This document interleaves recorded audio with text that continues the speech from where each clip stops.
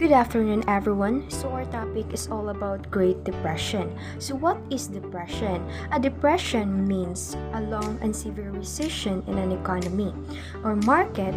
Also, it refers to the financial and industrial slump of 1929 and subsequent years. The Great Depression, which began in the United States in 1929 and spread worldwide, was the longest and most severe economic downturn in modern history. It was marked by steep declines in industrial production and in prices, or should I say deflation, mass unemployment, banking panics, and sharp increases in rates of poverty and homelessness. What are the four main causes of the Great Depression? First, the stock market crash of 1929. During the 1920s, the U.S. stock market underwent a historic expansion. Second, banking panics and monetary contraction. Third, the gold standard. The fourth, decreased international lending and tariffs. The first cause of the Great Depression is the stock market crash of 1929. During the 1920s, the U.S. stock market underwent a historic expansion. What caused the 1929 stock market crash? During the 1920s, the U.S. stock market underwent rapid expansion, reaching its peak in August 1929. After a period of wild speculation in the roaring 20s, by then production had already declined and unemployment has risen, leaving stock in great excess of their real value. The second cause of the Great Depression is the banking panic and monetary contraction. Banking panics and monetary contraction, the next blow to aggregate the demand, takes place in the fall of 1930. When the first of our four waves of panic gripped the United States. This happened when many people didn't trust bank anymore and wanted their money back. The third cause of the Great Depression is the gold standard.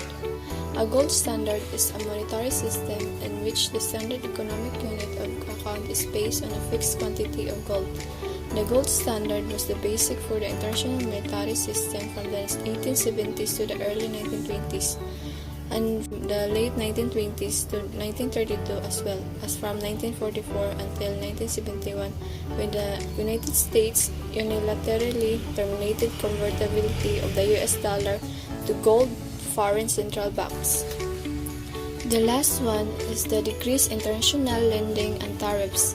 Decreased international lending and tariffs. In the late 1920s, while the US economy was still expanding, lending by US banks to foreign countries fell, partly because of the relatively high U.S. interest rates. Next is the 9 principal effects of the Great Depression. Number 1.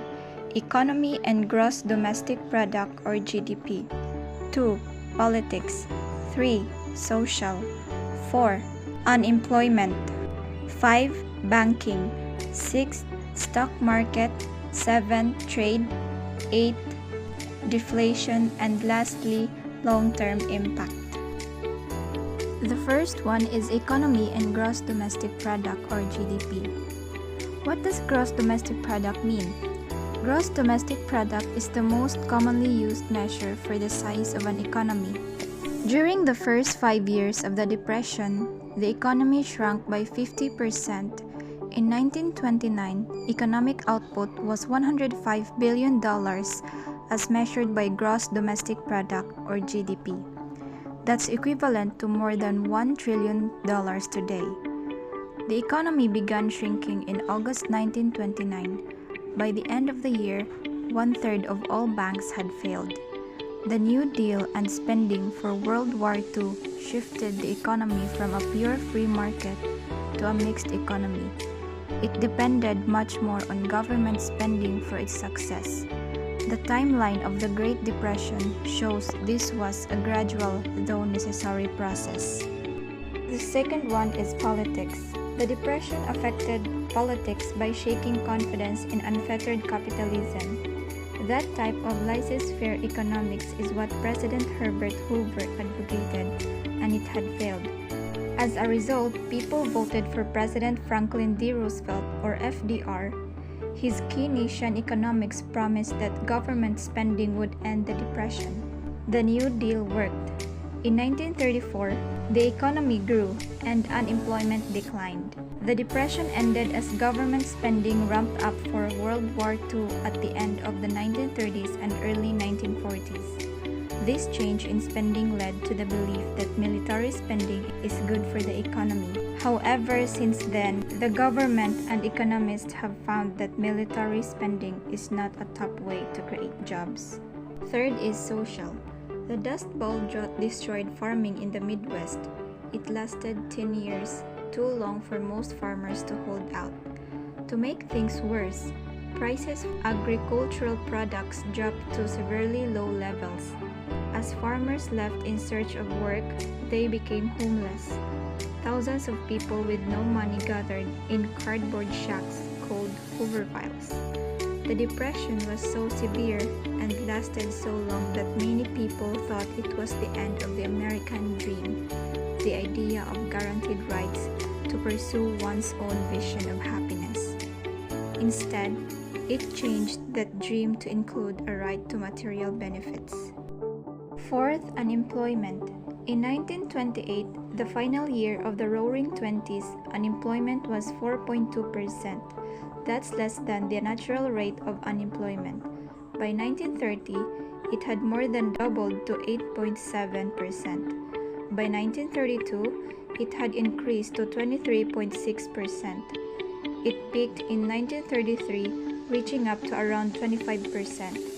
Almost 15 million people were out of work. That's the highest unemployment rate ever recorded in America. It remained above 10% until 1941. Fifth is banking. During the Depression, a third of the nation's banks failed. By 1933, 4,000 banks had failed. As a result, depositors lost $140 billion. People were stunned to find out that banks had used their deposits to invest in the stock market. They rushed to take their money out before it was too late. These runs forced even good banks out of business.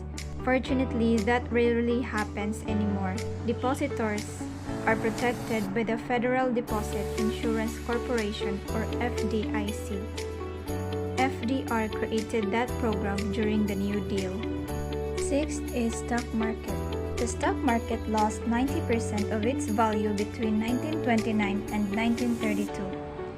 It didn't recover for 25 years. People lost all confidence in Wall Street markets. Businesses, banks, and individual investors were wiped out. Even people who hadn't invested lost money.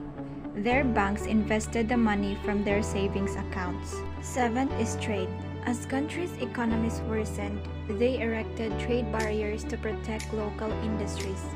In 1930, Congress passed the Smoot-Hawley tariffs, hoping to protect U.S. jobs. Other countries retaliated. That created trading blocs based on national alliances and trade currencies. World trade plummeted by 66% as measured in dollars between 1929 and 1934. By 1939, it was still below its level in 1929. Imports from Europe declined greatly between 1929 and 1932, dropping to $390 million from $1.3 billion at the start of the Depression. Exports to Europe also declined to $784 million from $2.3 billion during that same time. 8 is deflation. Prices fell by 30% between 1930 and 1932. Deflation helped consumers whose income had fallen, but it hurt farmers, businesses, and homeowners because mortgage payments hadn't fallen by 30%. As a result, many defaulted on home loans. Homeowners lost everything and became migrants looking for work wherever they could find it. Lastly, long-term impact. The success of the New Deal made many Americans expect that the government would save them from any economic crisis. During the Great Depression, people relied on themselves and each other to pull through. The New Deal signaled that they could rely on the federal government instead.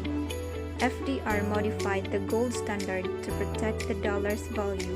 That set a precedent for President Richard Nixon to end it completely in 1973. Resolution, or the goal of the New Deal. We have different types of resolution. First, economic recovery. Second, job creation. Third, investment in public works. And lastly, civic uplift. How did the Great Depression solve? The Great Depression was solved by mobilizing the economy for World War. Finally cured the Depression. Millions of men and women joined the armed forces, and even larger numbers went to work in well-paying defense jobs.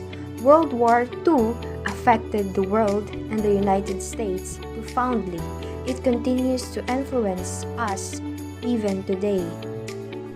The Great Depression was started in 1929 and it was ended in the year 1939.